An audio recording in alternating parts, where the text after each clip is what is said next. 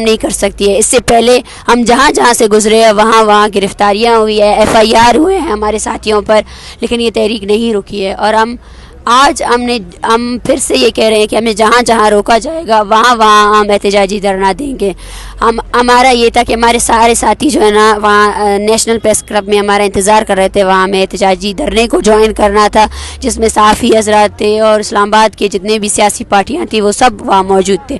تو ایک طرف ہمیں یہاں سے موو کرنے نہیں دیا جا رہا ہے اور دوسری طرف نیشنل جو پریس کلب ہے اس کو بھی سیل کر دیا گیا ہے.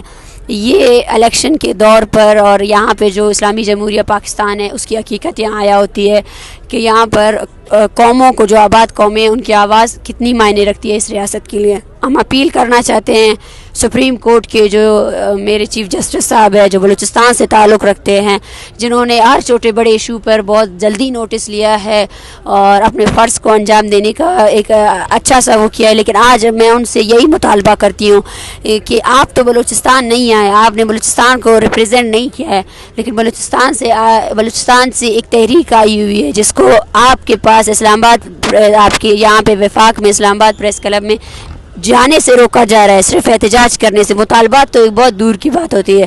اس سے ثابت ہوتا ہے کہ اس حکومت کے پاس کوئی اختیارات نہیں ہے, اس کی ساری عمارتیں جو ہیں اس پر کوئی اختیار نہیں ہے. اب ہم اپنے مطالبات کو اور سخت کرنے والے ہیں. ہمارا مطالبہ یہ ہے کہ UN کی ورکنگ گروپ کے صدارت میں ایک فیکٹ فائنڈنگ کمیٹی بنائی جائے جو بلوچستان میں ہونے والے انسانی حقوق کے پامالیوں کی رپورٹ پیش کرے, اور CTD اور ڈیتھ اسکواڈس کو غیر فعال کیا جائے, اور ساتھ میں تمام لاپتہ افراد بالخصوص جو اس دھرنے میں موجود ہے ان سب کو رہا کیا جائے.